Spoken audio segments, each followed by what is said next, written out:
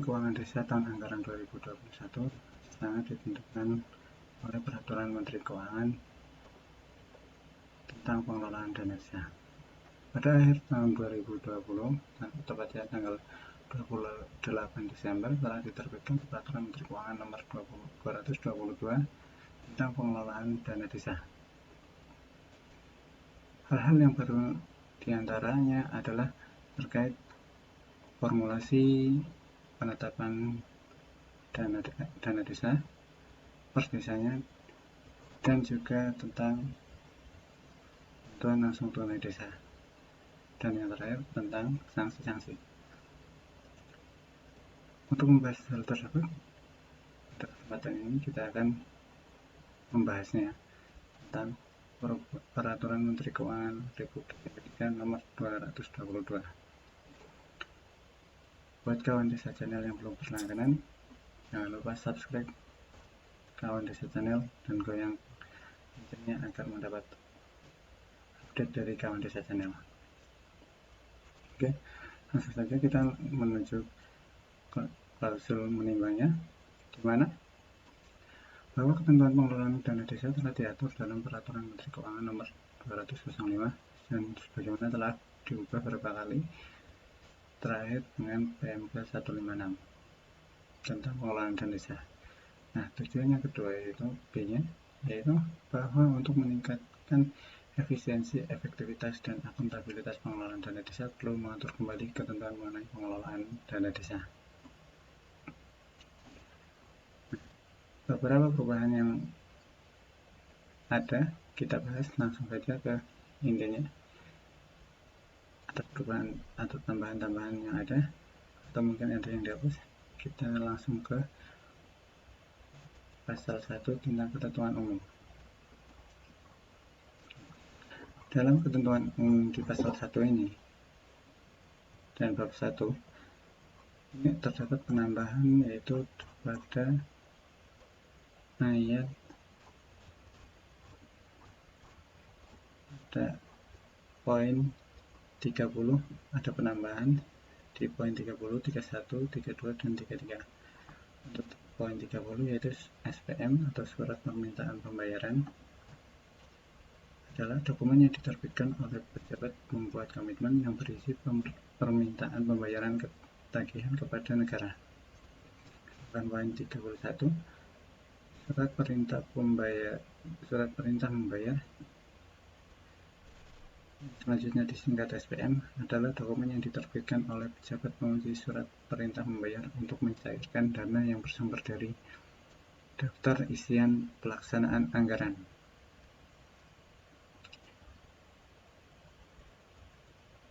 Yang ke poin 32 yaitu surat perintah pencairan dana yang selanjutnya disebut SP2D adalah surat perintah yang diterbitkan oleh KPPN selaku pasabun untuk pelaksanaan pengeluaran atas beban anggaran pendapatan dan belanja negara berdasarkan SPM.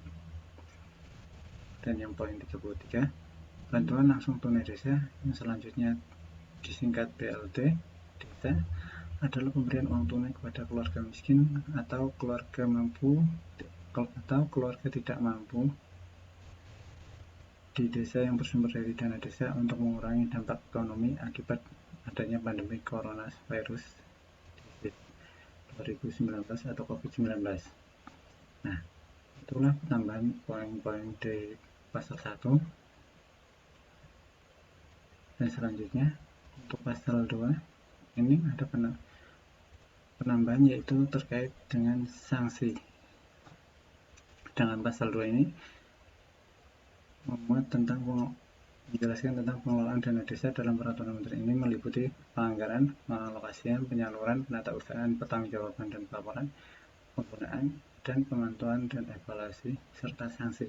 Dan poin G ini adalah tambahan dari atau rangkuman dari beberapa PMK sebelumnya, jadikan satu poin tersendiri di G terkait sanksi. Nah,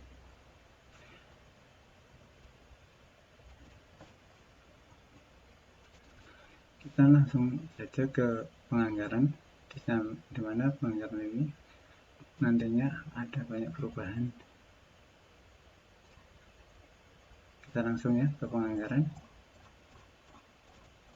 Kalau untuk ini yang pejabat berbendahara negara, pengelolaan dana desa tidak terlalu banyak perubahan, karena di ini kami sudah tandai perubahan-perubahannya. Misalnya ada di ini, misal ada dalam perubahan ini ada tidak menyusun dan menyampaikan lagi, sekarang hanya menyampaikan laporan realisasi seperti ini. Nah, ini kita langsung masuk ke bab penganggaran.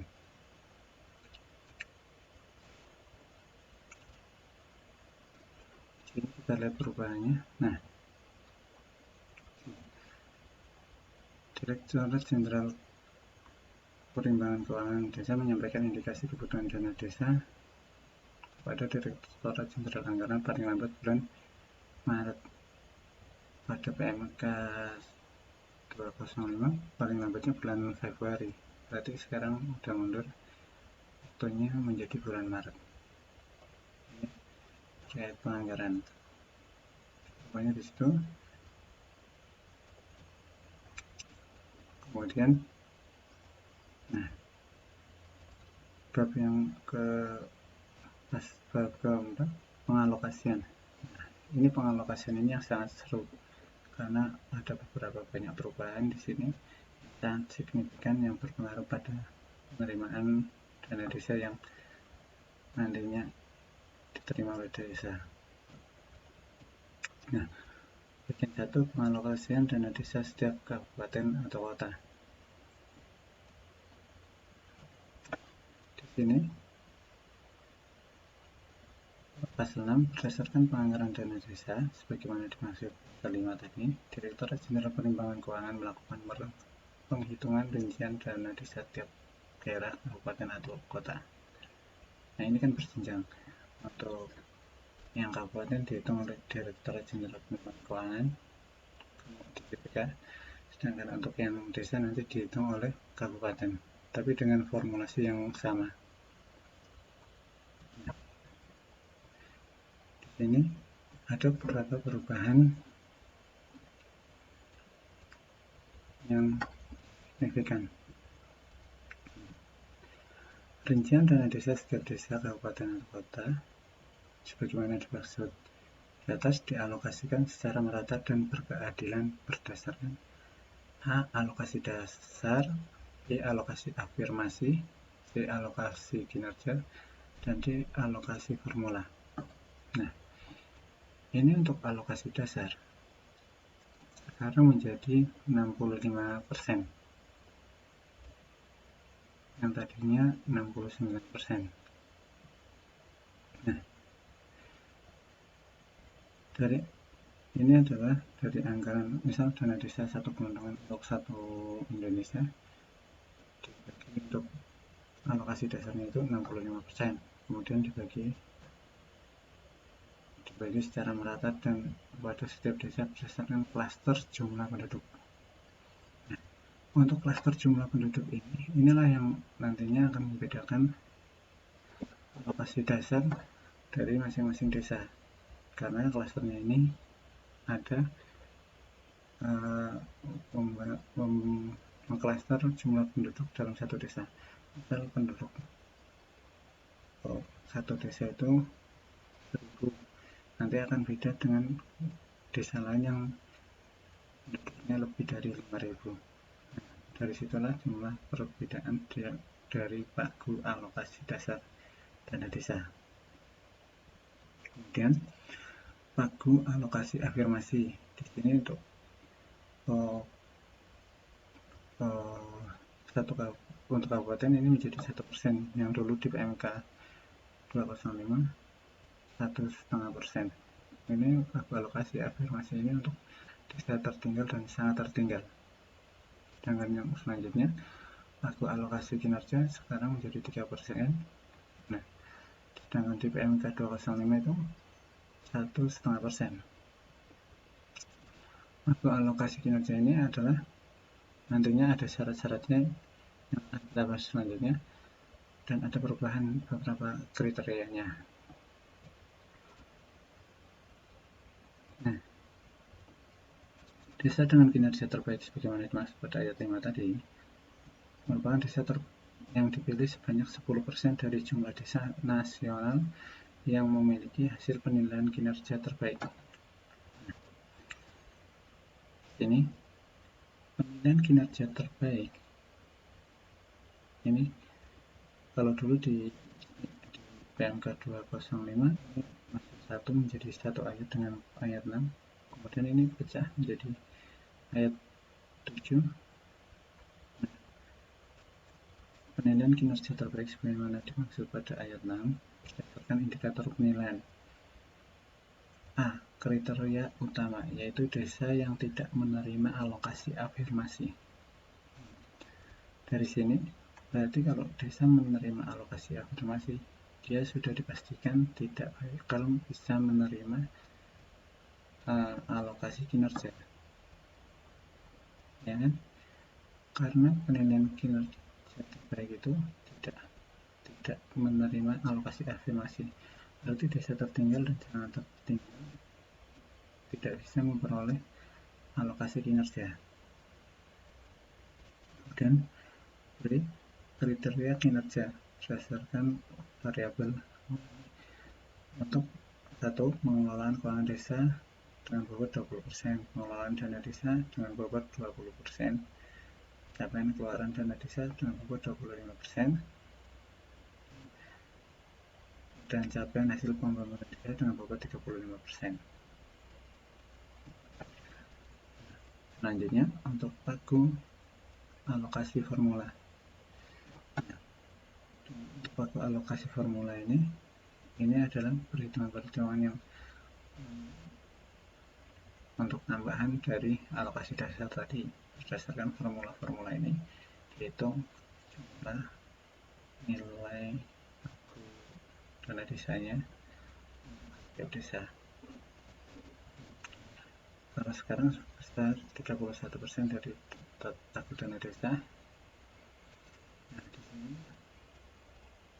dalam PMK 205 itu 28%.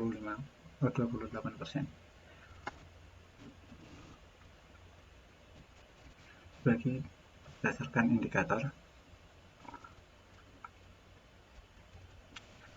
A, jumlah penduduk dengan bobot 10%. Nah, dari 31% ini nantinya masih dibagi lagi dengan bobot 10% jumlah penduduk. Kemudian angka kemiskinan desa dengan bobot 40%, luas wilayah desa dengan bobot 20%, tingkat kesulitan geografis dengan bobot 30%. Nah, ini jumlah penduduk ini menjadi 2 kali sebagai penentu besaran pagu dana desa tahun 2021, yaitu untuk yang alokasi dasar dan jumlah penduduk dengan untuk alokasi formula. Angka kemiskinan desa ini dengan bobot 40%, kalau dulu 50%, jadi sekarang kemungkinan menjadi turun 40%. Sedangkan untuk wilayah desa dengan bobot 20%, kalau dulu 15%. Dengan kesulitan geografis dengan bobot 30%.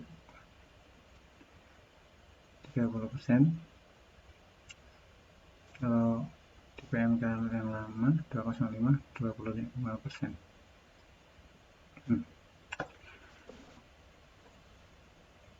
Selanjutnya, desa tertinggal dan desa sangat tertinggal sebagaimana maksud ayat 4 merupakan desa tertinggal yang memiliki jumlah penduduk terbanyak yang berada pada kelompok desa yang terkecil ke-8 pada desil ke-8, 9, dan 10 berdasarkan perhitungan yang dilakukan oleh DJPK.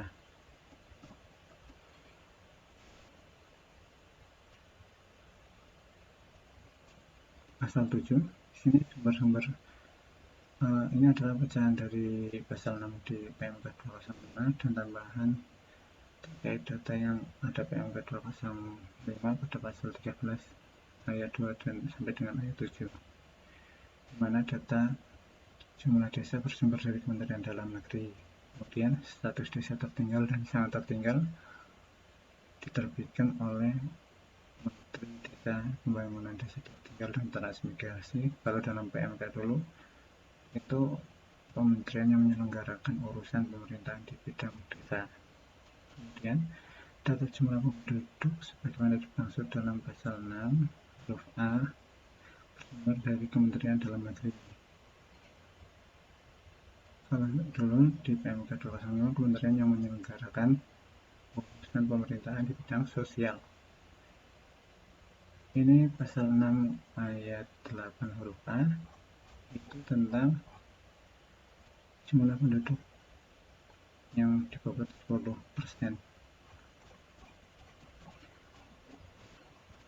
Kemudian angka kemiskinan desa sebagaimana dimaksud dalam pasal 6b ayat 8 huruf B yang tadi di atas untuk perhitungan itu berasal dari Kementerian Sosial dan atau Badan Pusat Statistik. Kalau pada PMK 205 dari jumlah penduduk miskin desa dan IKK daerah, kabupaten atau kota. Kemudian data luas wilayah desa sebagaimana dimaksud dalam pasal 8C dan pasal 6 ayat 8 huruf C bersumber dari Badan Pusat Statistik.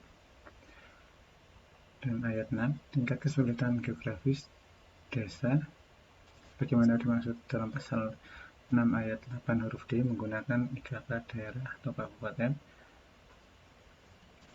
bersumber dari Badan Pusat Statistik. Berarti sebagian besar dari Kementerian Dalam Negeri dan Kementerian Desa, Kementerian Sosial, dan BPS, Badan Pusat Statistik. Nah, di sini ada lagi perubahan, yaitu data jumlah desa, data jumlah penduduk, data indeks desa membangun, data jumlah penduduk miskin, jumlah wilayah, dan IKK sebagaimana dimaksud pada ayat di atas tadi disampaikan kepada Menteri Keuangan CGI Direktur Jenderal Perimbangan Keuangan paling lambat bulan September. Sedangkan kalau pada PMK 205 paling lambat bulan Agustus tahun sebelumnya. Nah, ini menjadi lebih lambat dari PMK 205. Yang diharapkan nantinya datanya ini bisa lebih real lah, lebih mendekati jumlah tahun, misal jumlah penduduk di tahun anggaran yang akan berjalan. Ayat 8 dalam hal data sebagaimana dimaksud tadi ayat 1 sampai dengan ayat 6 tidak tersedia, terdapat anomali data dan atau data tidak memadai perhitungan rincian dana desa. Setiap daerah kabupaten kota dapat menggunakan data tahun sebelumnya, rata-rata data desa dalam satu kecamatan di mana desa tersebut berada. Kemudian ada data hasil pembahasan dengan kementerian atau lembaga yang berwenang.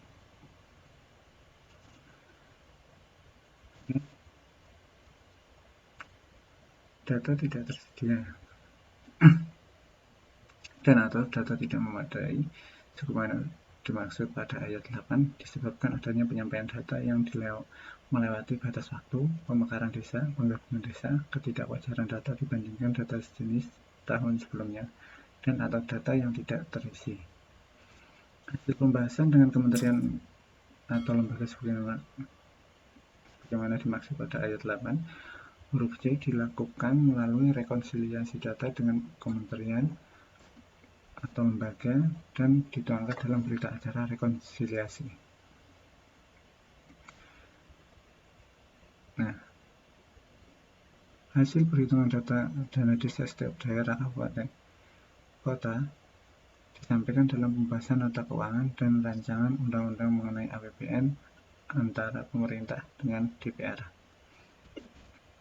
Besaran pagu alokasi dana desa dalam rancangan undang-undang mengenai APBN dan hasil pembahasan sebagaimana dimaksud ayat 1 ditetapkan alokasi dana desa setiap daerah, kabupaten, atau kota. Nah, berdasarkan alokasi dana desa menurut daerah, kabupaten, atau kota, Kementerian Keuangan DJPK menyampaikan informasi alokasi dana desa menurut daerah, kabupaten, atau kota melalui portal website DJPK. Dan pada saat ini sudah tersedia dari beberapa bulan lalu. Alokasi dana desa setiap daerah, kabupaten, atau kota sebagaimana dimaksud pada ayat 2 tercantum dalam peraturan Presiden mengenai rincian APBN.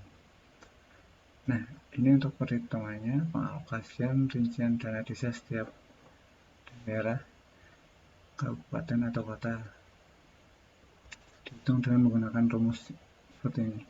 Di kabupaten atau kota sama dengan AD, ini alokasi desa kabupaten atau kota, ditambah alokasi afirmasi kabupaten atau kota, ditambah alokasi kinerja kabupaten atau kota, ditambah lagi alokasi formula kabupaten atau kota.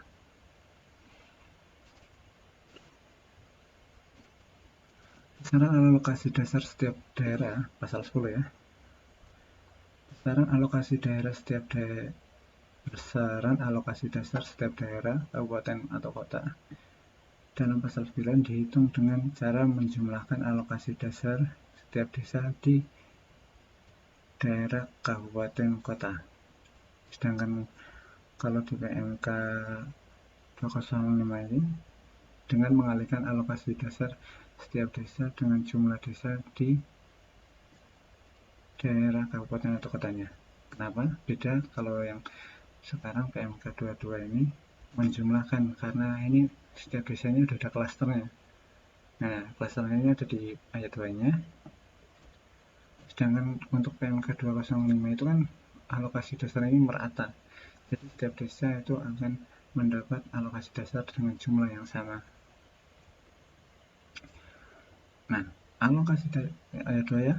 Alokasi dasar setiap desa sebagaimana dimaksud pada ayat 1 ditentukan berdasarkan klaster jumlah penduduk sebagaimana dimaksud dalam pasal 7 ayat 3 dengan ketentuan sebagai berikut. Nih, PMK 205 membagikan dengan jumlah desa secara nasional.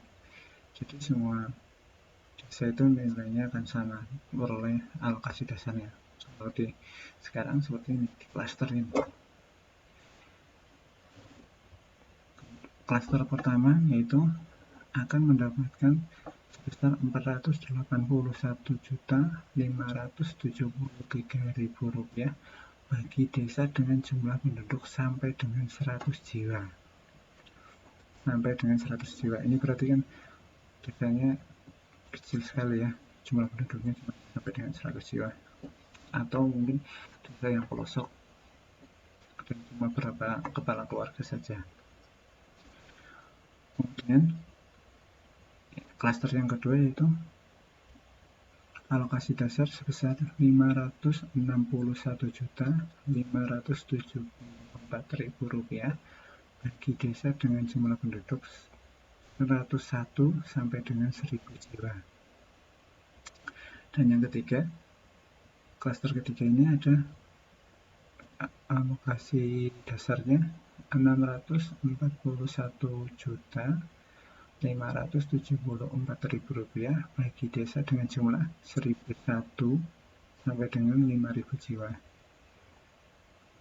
Selanjutnya yang klaster keempat itu alokasi dasar sebesar Rp721.577.000 bagi desa dengan jumlah penduduk 5001 sampai dengan 10.000 jiwa. Dan klaster yang kelima atau yang terakhir ini untuk jumlah penduduk lebih dari 10.000 jiwa sebesar Rp801.576.000. Nah, ini masing-masing desa sudah di perhitungan ini ya. Jadi dari data jumlah penduduknya per desa itu di klaster ini seperti ini. Jumlah masing-masing desa itu kan sudah mendapatkan bagiannya jumlahnya, nah itu dijumlahkan untuk alokasi dasar kabupaten atau kotanya. Selanjutnya, besaran alokasi afirmasi setiap daerah kabupaten dihitung dengan menggunakan rumus seperti ini. Nah, di sini ada alokasi afirmasi kabupaten atau kota sama dengan alokasi afirmasi desa sangat tertinggal kali desa sangat tertinggal kabupaten ditambahkan alokasi afirmasi desa tertinggal kali desa tertinggal kabupaten atau kota. AADST di sini adalah besaran alokasi afirmasi untuk desa sangat tertinggal yang memiliki jumlah penduduk miskin tinggi. Oke, itu untuk perhitungan afirmasi masih sama. Cuma di sini alokasi afirmasi setiap desa dihitung dengan menggunakan rumus. Nah, di sini ada perubahan, yaitu rumusnya alokasi afirmasi desa di sini 1%, sedangkan di PMK 205 itu dulu menggunakan 1,5% dari dana desa, pagu dana desa nasional.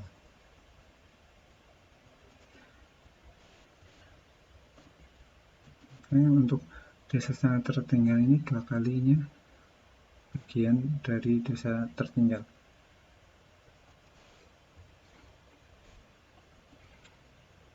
Oke, di sini untuk besaran alokasi kinerja masih sama dengan perubahan di sini.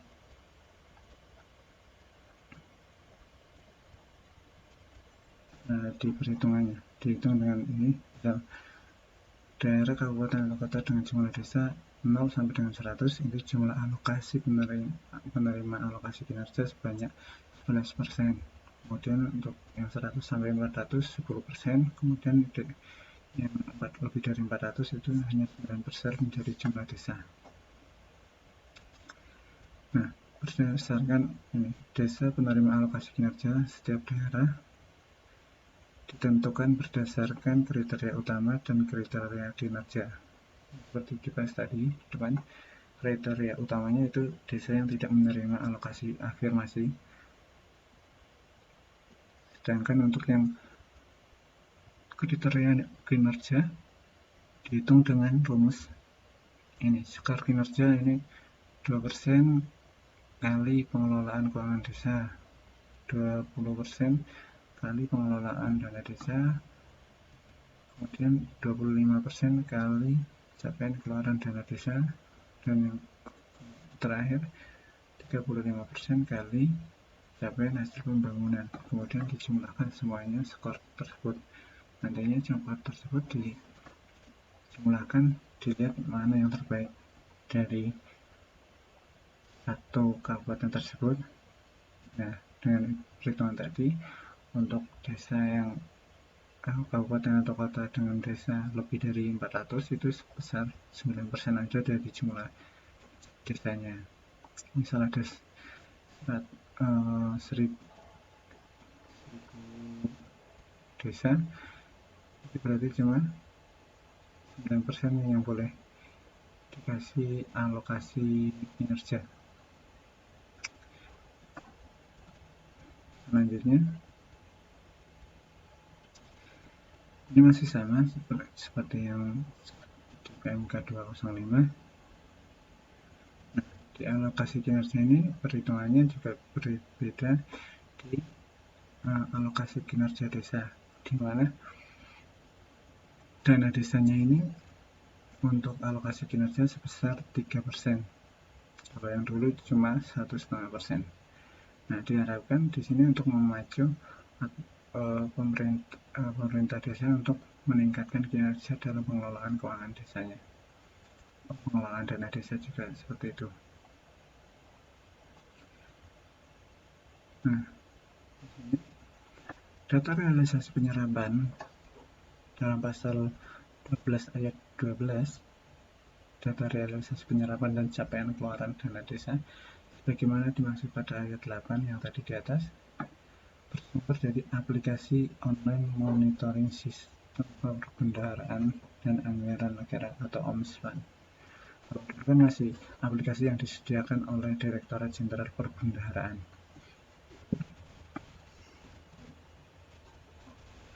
Nah, selanjutnya besaran alokasi formula setiap daerah, kabupaten atau kota sebagaimana dimaksud pada pasal 9 dihitung dengan menggunakan rumus. Ini rumusnya ya, alokasi formula, di mana 10% ini untuk rasio jumlah penduduk setiap desa, kemudian 40% ini untuk rasio angka kemiskinan, kemudian yang 20% ini untuk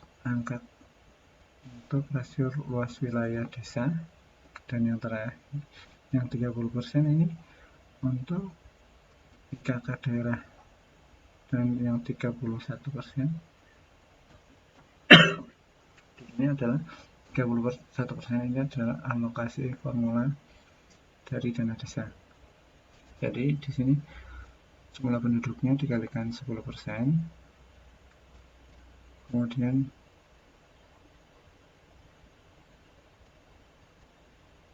rasio angka kemiskinannya 40%, kemudian luas wilayah desanya 20%, dan yang terakhir itu IKK daerah kabupaten. Nah, setelah itu dijumlahkan, dikalikan dari pagu alokasi formula dana desa, itu nanti ditemukan untuk satu kabupaten. Begitu juga berefeknya ke desa juga seperti itu perhitungannya.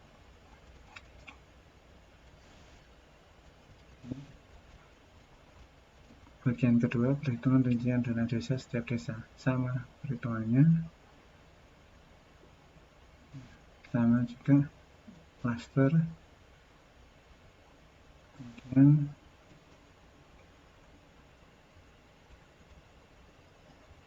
sama. Nah,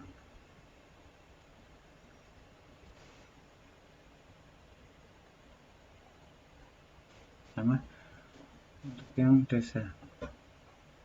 Nah, sama perhitungannya dan formulanya.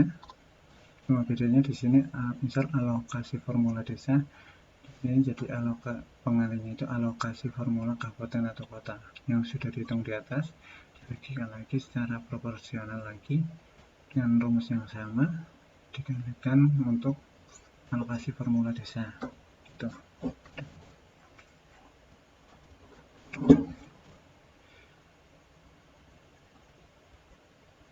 Nah, di sini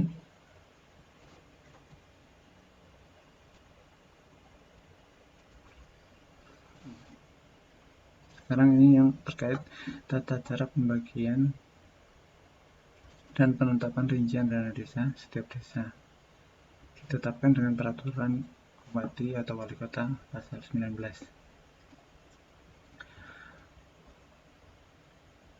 Ini peraturan wali kotanya setidaknya meliputi ya, untuk memuat jumlah desa, tata cara perhitungan pembagian dana desa ke setiap desa, penetapan rincian dana desa, mekanisme dan persyaratan penyaluran dana desa, prioritas penggunaan dana desa, dan penyusunan dan penyampaian laporan realisasi penggunaan dana desa. Nah, peraturan bupati ini yang nantinya digunakan sebagai syarat pencairan tahap pertama dana desa tahun anggaran 2021. Dan di sini juga sudah terdapat penetapan rincian dana desa, sehingga sebagai dasar desa menentukan atau mengalokasikan dana desanya dalam anggaran pendapatan desa tahun 2021.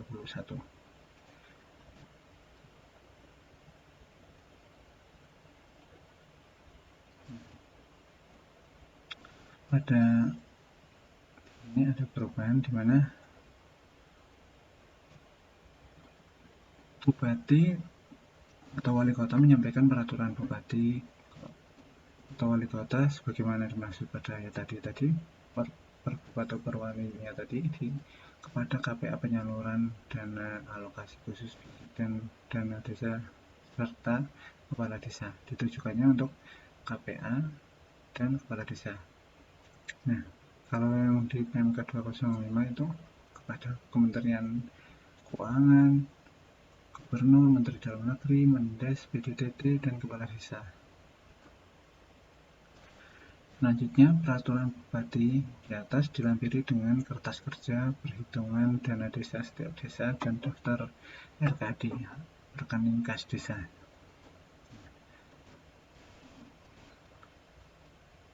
Peraturan bupati ini disampaikan kepada KPA melalui Onspan.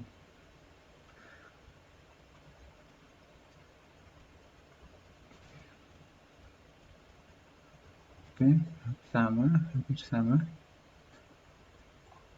Kemudian untuk penyaluran. Nah,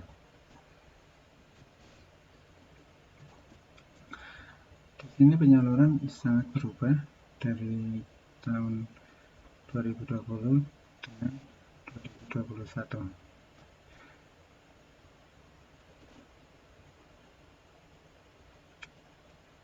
Untuk paragraf 1 JIPA.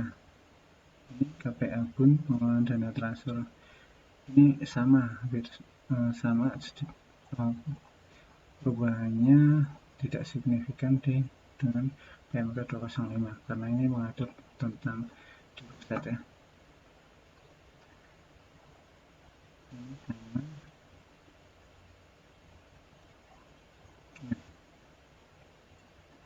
Oh, ini ada perubahan.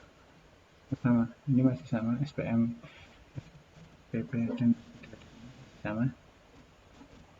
Nah, bagian kedua yaitu tahapan dan persyaratan penyaluran.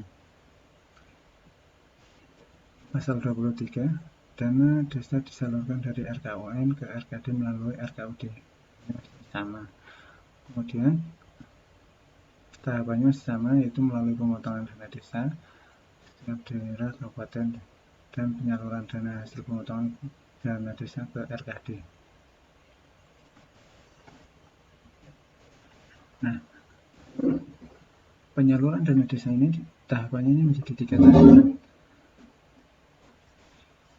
3 tahapan dengan ketentuannya ini lebih rinci dengan BLT.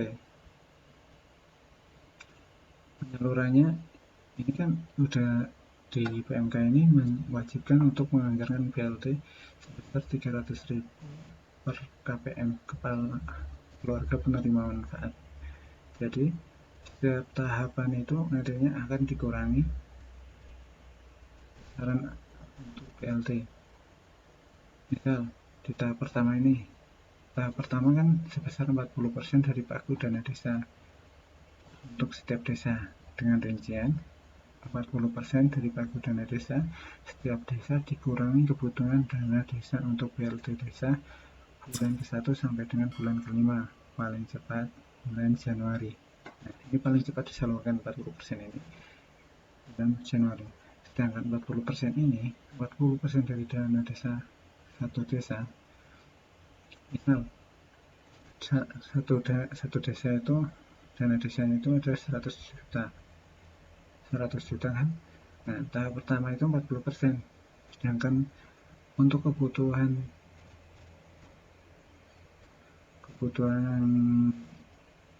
BLT-nya itu ini diharapkan dari bulan pertama sampai dengan bulan 12 ini sama diperhitungkan daftar penerima KPM-nya, penerima manfaatnya itu sama antara bulan 1 sampai dengan bulan 12. Nah, ini untuk tahap pertama 40% tadi dikurangi kebutuhan BLT yang 5 bulan. Jadi misal kebutuhan BLT untuk 5 bulan ini berapa? Kebutuhan untuk 5 bulan ini sebesar 6 juta. Berarti untuk 40%-nya tadi, 40 juta tadi dikurangi 6 jutanya ini. Jadi yang disalurkan sebesar 34. Begitu juga untuk tahap yang kedua seperti itu juga dikurangi kebutuhan dana desa untuk BLT-nya. Kalau yang tahap pertama disalurkan paling cepat itu bulan Januari,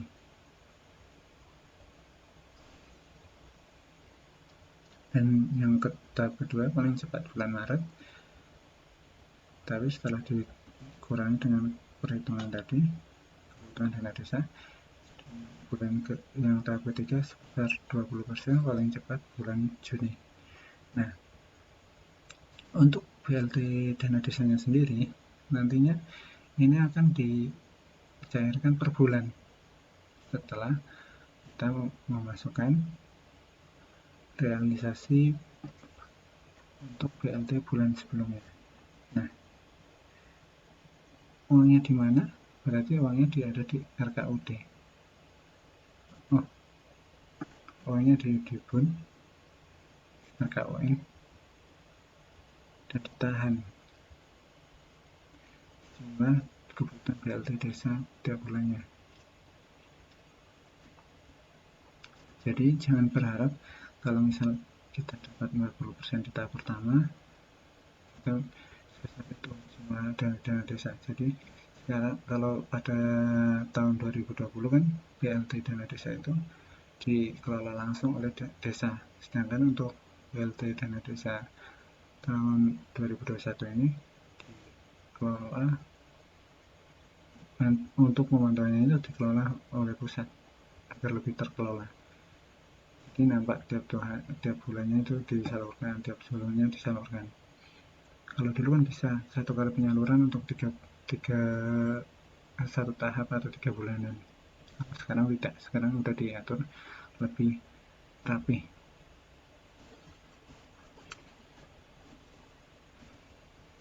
Selanjutnya untuk yang desa berstatus desa mandiri menjadi 2 tahap itu sebesar 60% dan 40%. Kalau desa mandiri tahap pertama itu bulan ke-1 sampai dengan bulan ke-7, dicairkan paling cepat bulan Januari, sedangkan yang tahap kedua itu bulan ke-8 sampai dengan bulan 12, paling cepat bulan Maret baru bisa dicairkan. Ini untuk penyalurannya. Dan untuk selanjutnya penyaluran dana desa dilaksanakan setelah KPA penyaluran dana desa atau KPPN menerima dokumen persyaratan penyaluran dari bupati atau wali kota secara lengkap dan benar dengan ketentuannya, syarat-syaratnya ya. Untuk tahap pertama sebesar yang di atas 40% itu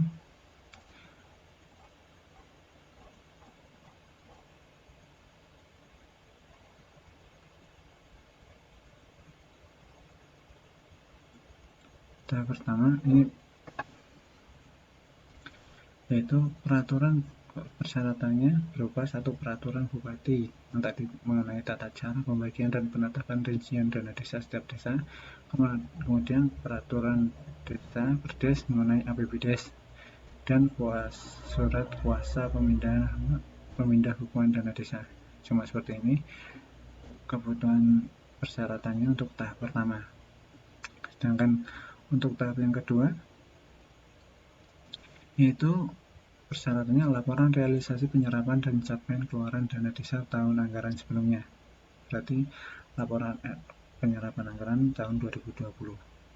Kemudian laporan yang kedua, laporan realisasi penyerapan dan capaian keluaran dana desa tahap 1 menunjukkan rata-rata realisasi penyerapan paling sedikit sebesar 50% dan rata-rata capaian keluaran menunjukkan paling sedikit sebesar 35% dari dana desa tahap 1 yang telah disalurkan. 35% untuk outputnya ya, keluarannya. Kemudian peraturan kepala desa mengenai penetapan keluarga penerima manfaat BLT dana desa atau peraturan kepala desa mengenai penetapan tidak terdapat keluarga penerima manfaat BLT desa. Kemudian persyaratan keempat, berita acara konfirmasi dan rekonsiliasi kumulatif sisa dana desa di RKUD antara pemerintah daerah dan kepala KPPN yang berasal dari A. Sisa dana desa tahun 2015 sampai dengan tahun 2018 yang disetor oleh kepala desa ke RKUD. Yang B. Sisa dana desa dari RKUD tahun anggaran 2015 sampai dengan tahun anggaran 2019. Kemudian yang tahap ketiga, persyaratannya yaitu 1. Laporan realisasi penyerapan dan capaian keluaran dana desa sampai dengan tahap 2 menunjukkan rata-rata realisasi penyerapan paling sedikit sebesar 90% dan rata-rata capaian keluaran menunjukkan paling sedikit sebesar 75% dari dana desa tahap 2 yang telah disalurkan. Laporan konvergensi pencegahan stunting tingkat desa tahun anggaran sebelumnya.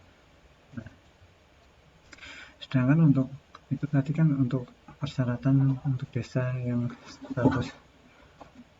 status desa selain desa mandiri. Sedangkan untuk desa mandiri,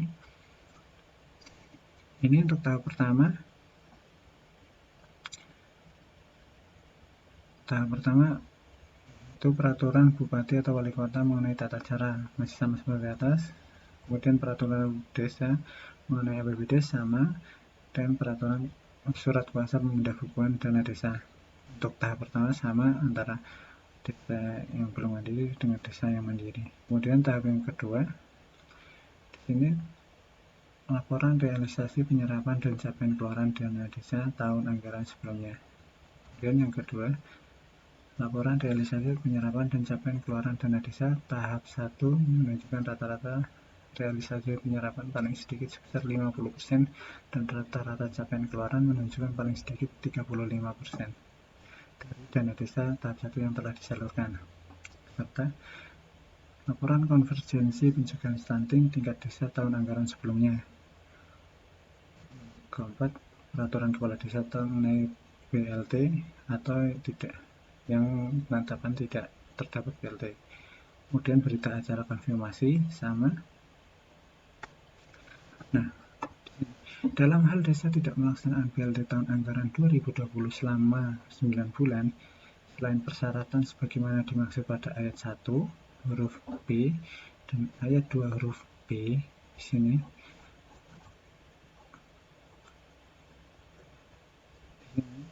Ini kan ada peraturan kepala desa mengenai penetapan kepala desa. Nah, di sini kalau di 2020 tidak melaksanakan sampai dengan 9 bulan, di sini ada syarat tambahan, yaitu dokumen berupa peraturan kepala desa mengenai tidak terdapat calon keluarga penerima manfaat BLT desa yang memenuhi kriteria dan atau tidak tersedia cukup anggaran per bulannya.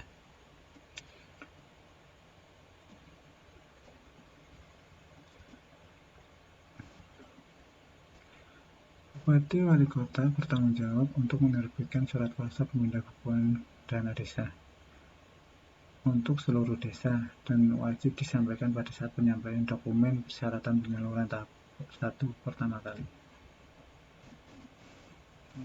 Capaian keluaran yang dimaksud tadi di atas berdasarkan rata-rata persentase capaian keluaran dari seluruh kegiatan setiap desa.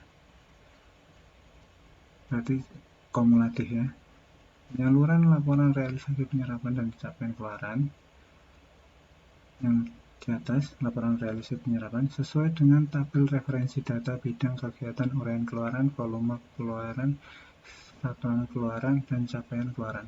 Di sini sudah bisa disediakan langsung dari Sisbuddes versi 203. Oke. Ini tidak ada perubahan.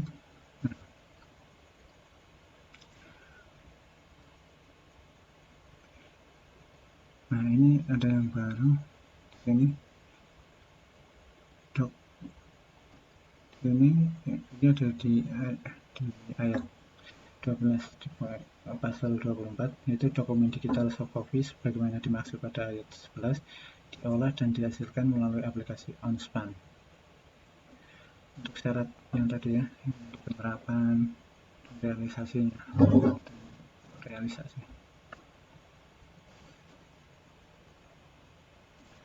Nah, ini untuk pasal 25. Dana desa tahap 1 untuk kebutuhan BLT desa bulan ke-1 sampai dengan ke-5 seperti yang ada tadi untuk tahap 1, tahap 2 kan disalurkan dengan ketentuan. Ini untuk yang tahap 1. Memenuhi persyaratan sebagaimana dimaksud di atas tadi, persyaratannya, dan melakukan perekaman jumlah keluarga penerima manfaat setiap bulan yang berlaku selama 12 bulan untuk penyaluran dana desa untuk BLT desa bulan ke-1. Nah, untuk bulan pertama itu Januari, begitu syaratnya sudah dimasukkan dan wali kota atau bupati melakukan perekaman jumlah KPM setiap bulan. Nah, di sini kan setiap bulannya ini harus sama. Kan kalau kita bulan pertama kan pasti tidak ada perubahan ya. Karena bulan pertama ini kan acuannya. Nah, anggaran kebutuhannya ini dilihat dari bulan pertama, penghitungannya untuk bulan kedua sampai ke 12 ini dianggapnya sama. Misal di bulan pertama atau bulan sampai ini membutuhkan 200 juta. Berarti untuk bulan kedua sampai dengan bulan ke-12 kebutuhannya juga per bulannya 200 juta. Atau misal semua KPM-nya 200, berarti setiap bulannya itu ada 200 KPM. Nantinya kalau misalnya ada perubahan, nanti ada pembahasannya tersendiri di bawah. Nah, dana desa untuk BLT bulan kedua sampai bulan ke-5 untuk masing-masing bulan disalurkan setelah bupati atau wali kota melakukan perekaman realisasi jumlah keluarga penerima manfaat bulan sebelumnya. Nah, ini berarti kan nanti BLT-nya akan disalurkan per bulan. Misal bulan pertama Januari, paling cepat kan Januari, kemudian untuk BLT bulan Februari dilakukan pencairan atau penyaluran setelah kabupaten atau bupati melakukan perekaman realisasi jumlah keluarga penerima manfaat bulan sebelumnya. Kalau untuk Januari Februari berarti sudah merekam penerima BLT bulan Januari. Seperti itu bertahap sampai dengan bulan 12. Nah, ini untuk yang tahap 2 juga seperti itu setelah melakukan bulan ke-7 ya. Di bulan ke-6 kalau yang desa biasa atau desa belum mandiri. Dan untuk yang tahap ketiga juga sama, yaitu untuk bulan ke-11 dan bulan ke-12. Nah, di sini perekaman yang dimaksud dari ayat 1 sampai dengan ayat 3 tadi, yang untuk tahap 1, tahap 2, tahap 3 dilakukan melalui aplikasi OnSpan. Kalau di aplikasi OnSpan-nya sudah direkam, berarti bisa disalurkan untuk bulan berjalan. Perekaman sebagaimana dimaksud ayat 4 untuk perekaman realisasi jumlah keluarga KPM penerima manfaat bulan ke-12 dilakukan paling lambat 31 Desember. Nah, untuknya desa bukan mandiri khusus untuk bulan yang ke-12 Desember itu paling lambat 31 Desember.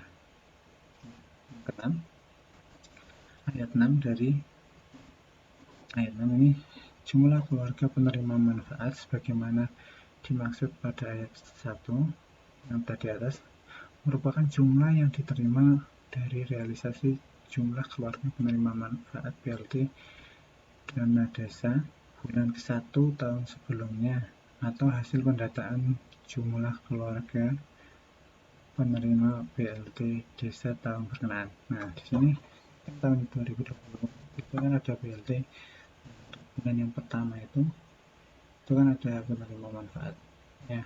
Kalau di tahap bulan pertama ke-1 itu di tahun 2020 itu tidak ada perubahan, itulah sebagai dasar untuk jumlah keluarga penerima manfaat di tahun 2021.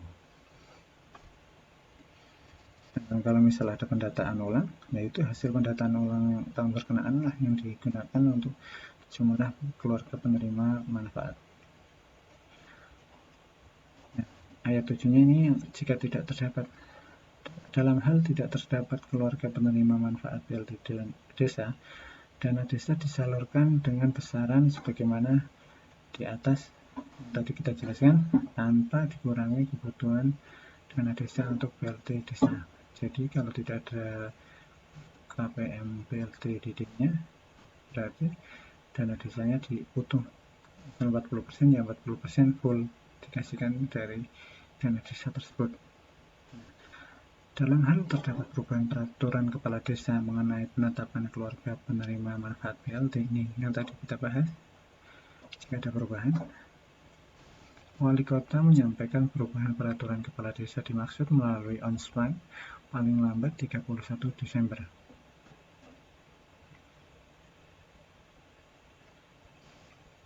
Oh, ini misal tadi nantinya ada perubahan ya.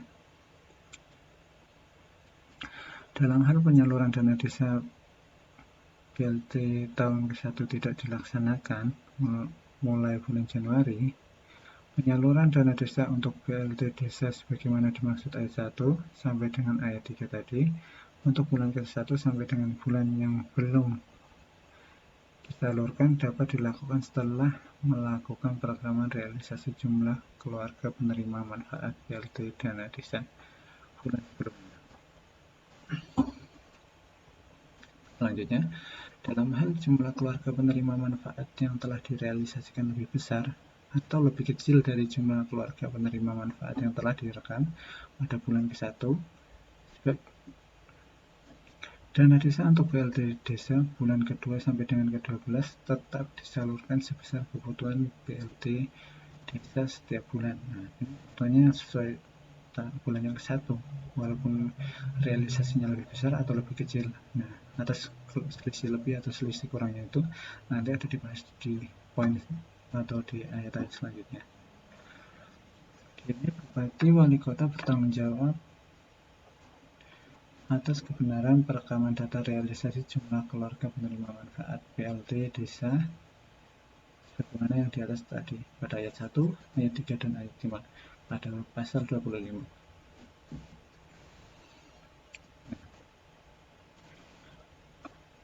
Pasal 26 ini untuk desa mandiri,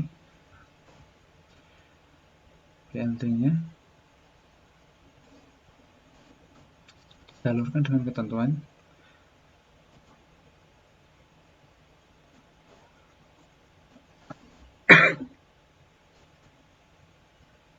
sama seperti yang atas. Setelah melakukan perekaman realisasi keluarga penerima manfaat untuk yang bulan ke-2 sampai ke-12. Perekaman juga melalui onspan. Kemudian yang terakhir untuk realisasi jumlah bulan Desember juga 31 Desember. Kemudian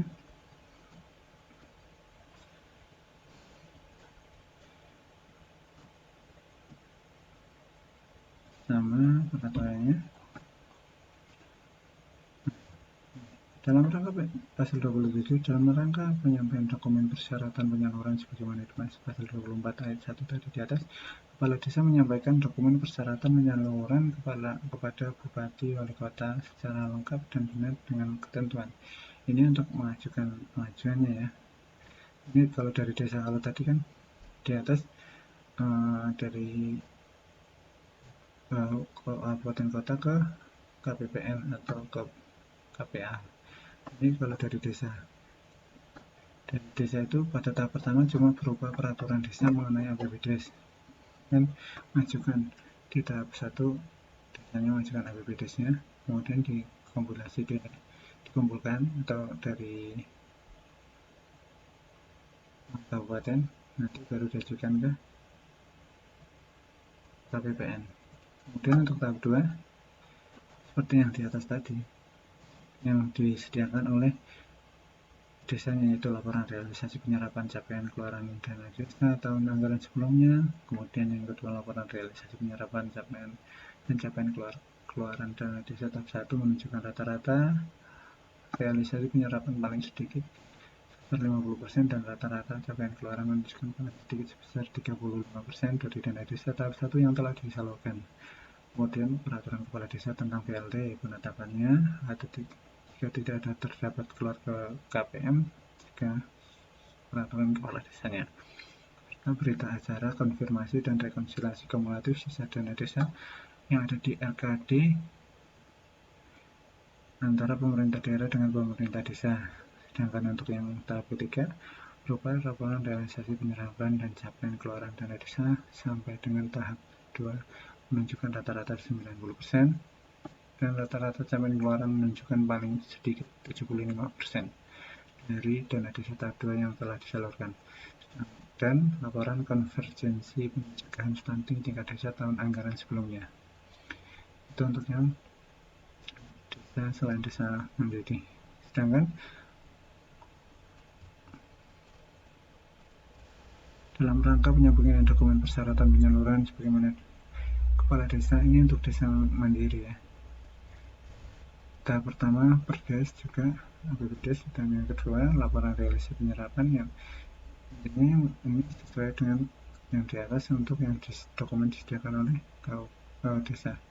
Yang kedua laporan realisasi penyerapan dan capaian keluaran tahap 1. Kemudian laporan konvergensi stunting, peraturan kepala desa mengenai penetapan keluarga penerima manfaat BLT desa,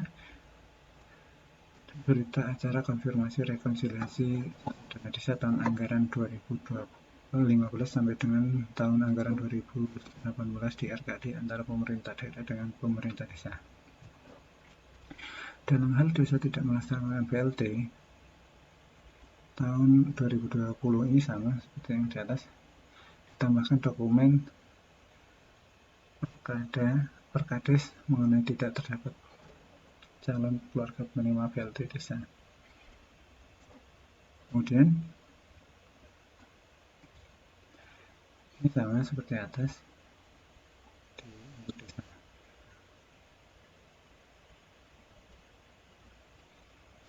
Ini sama yang kedua atau ketiga. Oh, di sini untuk yang pasal 28 ini adalah dalam rangka penyaluran dana desa tahap 1 untuk kebutuhan BLT desa bulan ke-1 sampai dengan bulan ke-5. Kepala desa memenuhi ketentuan 1. A. Persyaratan yang dimaksud yang di atas persyaratan untuk pencairan dan menyampaikan data jumlah keluarga penerima manfaat setiap bulan yang berlaku selama 12 bulan untuk penyaluran dana desa untuk BLT desa tahun ke-1 pada bupati atau wali kota. Berarti bupati wali kota nantinya itu setelah dari desa menyampaikan ke bupati, baru bupati bisa menyampaikan ke KPPN melalui Ansman. Okay. Kemudian dana desa untuk BLT desa bulan kedua sampai dengan bulan ke-5 masing-masing bulan disalurkan setelah kepala desa menyampaikan data realisasi jumlah keluarga penerima manfaat bulan sebelumnya kepada bupati atau wali kota. Nah, ini kan perjenjangan ini untuk pemantauan realisasi BLT desa. Untuk tahap yang kedua seperti yang di atas, setelah kepala desa menyampaikan data realisasi keluarga penerima manfaat bulan sebelumnya pada bupati wali kota. Yang ketiga juga yang sama, setelah menyampaikan data realisasi jumlah keluarga penerima manfaat bulan sebelumnya. Bedanya antara yang bupati sama yang kabupaten yang desa, kalau yang desa ini, yang kepala desa ini menyampaikan data realisasi jumlah, sedangkan untuk yang bupati atau yang pemda itu melakukan perekaman. Nah, setelah direkam baru bisa disalurkan. Jadi mungkin ada butuh waktu, misal menyampaikan dari desanya kapan, penyalurannya kapan, mungkin ada waktu karena ada juga butuh waktu perekaman.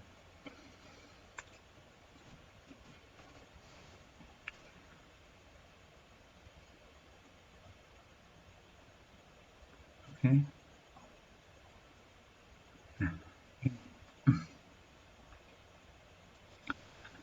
Nah, Kepala desa bertanggung jawab atas kebenaran data realisasi jumlah keluarga penerima manfaat BLT desa sebagaimana dengan ayat 4 tadi.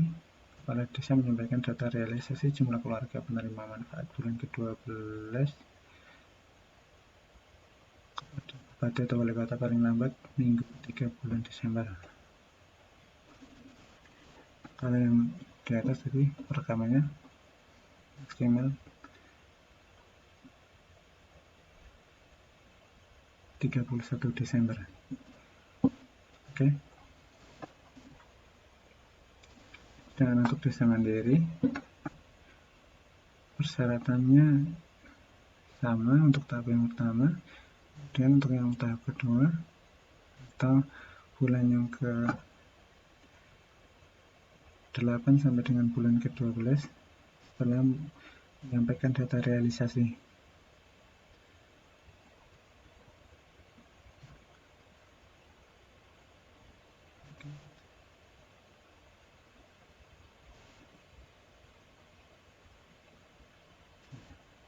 Ini untuk pasal 30 dalam hal Bupati Wali Kota itu tidak menyampaikan dokumen persyaratan penyaluran dana desa dan tidak melakukan perekaman realisasi jumlah keluarga penerima manfaat BLT desa sampai dengan berakhirnya tahun anggaran, dana desa tidak disalurkan dan menjadi sisa dana desa di RKUN. Sisa dana desa di RKUN sebagaimana dimaksud ayat di atas, ayat 1 tidak dapat disalurkan kembali pada tahun anggaran berikutnya. Berarti kalau udah menjadi sisa dana desa di RKUN udah wassalam, sudah tidak bisa disalurkan kembali di tahun anggaran berikutnya.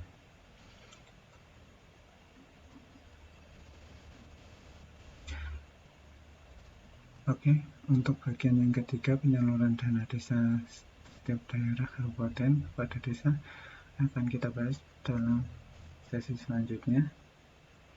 Buat kawan-kawan desa, semoga pembahasan kali ini bermanfaat. Untuk kawan desa yang belum berlangganan bisa subscribe desa channel dan goyangkan loncengnya untuk memperoleh updatean dari kawan desa channel. Buat yang lain, jangan lupa share, like, dan komen. Selanjutnya, salam maju bersama kawan desa channel.